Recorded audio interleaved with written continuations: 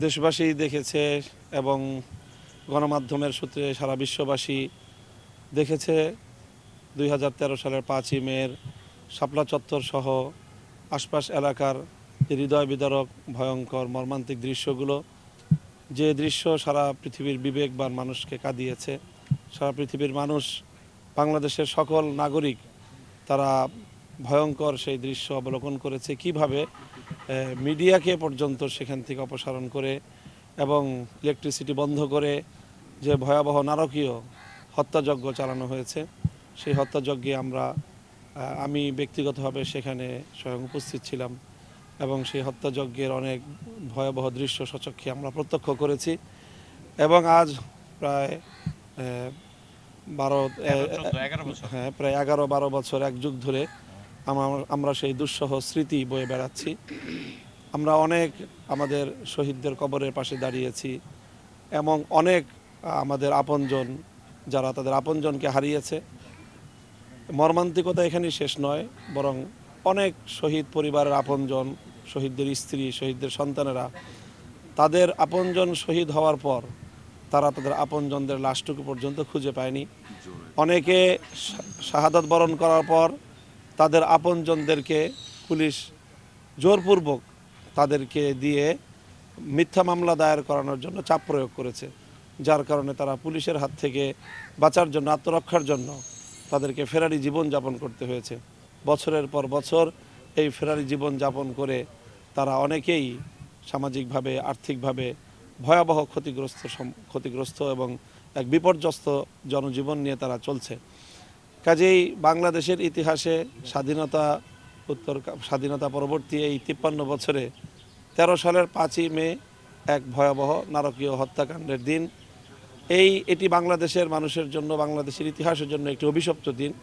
আমরা মনে করি যে অভিশাপ থেকে মুক্তির উপায় হলো যে এর যে কুশীলব এবং হত্যাকারী যারা, তৎকালীন প্রধানমন্ত্রী শেখ হাসিনা সহ সকল হত্যাকারীদেরকে এবং হত্যাকাণ্ডের সঙ্গে জড়িত যারা রয়েছে তাদেরকে উপযুক্ত আইনের মাধ্যমে বিচারের আওতায় আনতে পারলে বাংলাদেশ এবং বাংলাদেশের মানুষ অভিশাপ মুক্ত হবে।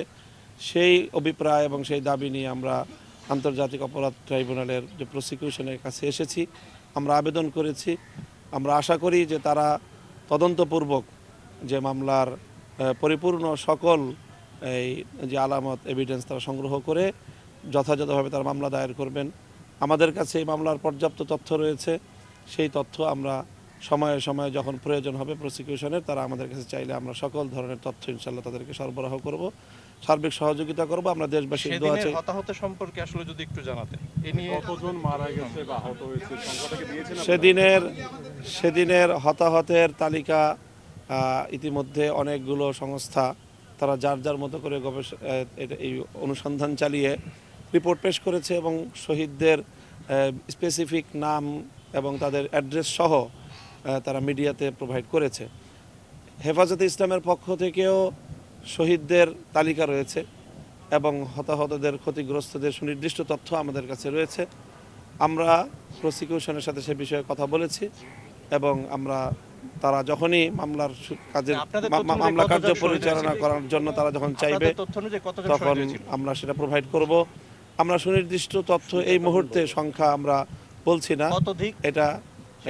এটা অবশ্যই শতাধিক, এটা তো নিশ্চিতভাবেই বলতে পারি আমরা। আমাদের কাছে যে তথ্য উপাত্ত রয়েছে এবং সেই তথ্যগুলো আমরা বিচার কার্যের সুবিধার্থে সবটাই আমরা প্রসিকিউশনকে আমরা প্রোভাইড করবো ইনশাআল্লাহ। আসসালামু আলাইকুম ওয়া রাহমাতুল্লাহি ওয়া বারাকাতুহু। এতক্ষণ কথা বলছেন হেফাজতে হত্যাকাণ্ডের পরে তখনকার এই পেশিস প্রধানমন্ত্রী, লেডি প্রধানমন্ত্রী, উনি সংসদে দাঁড়ায় বলছিলেন যে আমরা নাকি রং মেখে সেখানে বসাছিলাম এবং চরম মিথ্যাচার করেছেন। আপনারা যেটা জানতে চেয়েছেন সংখ্যা কত, সেই সংখ্যা আমরা তদন্তের স্বার্থে এখন হয়তো পুরোপুরি সংখ্যাটা বলবো না, আমাদের কাছে আছে এবং আমরা আরও তথ্য নিচ্ছি, এটা প্রকাশ করব।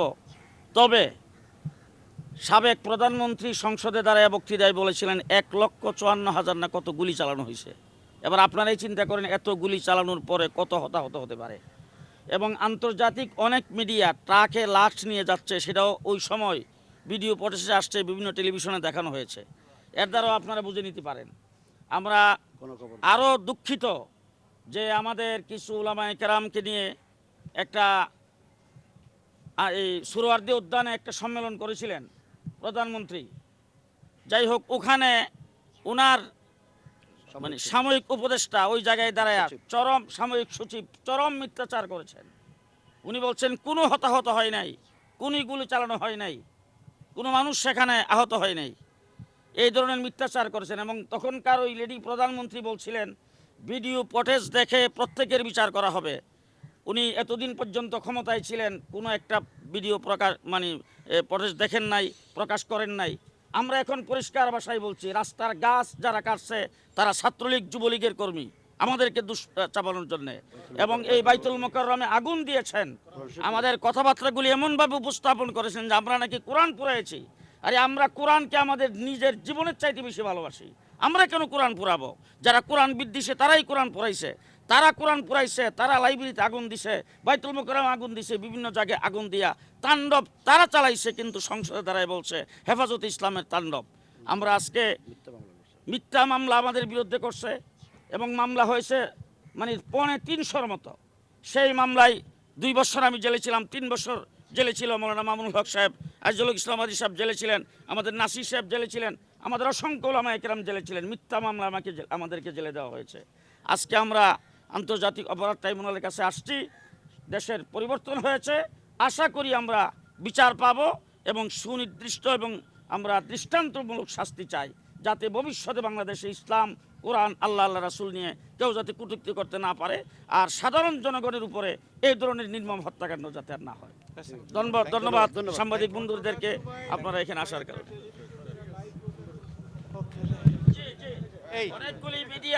অনেকগুলি মিডিয়া যারা এটা লাইভ প্রচার করেছেন, অনেকগুলি মিডিয়া যারা খবর সংগ্রহ করার জন্য গেছেন, তাদেরকে বন্ধ করে দেওয়া হয়েছে, তাদেরকে বন্ধ করে দেওয়া হয়েছে। জি জি।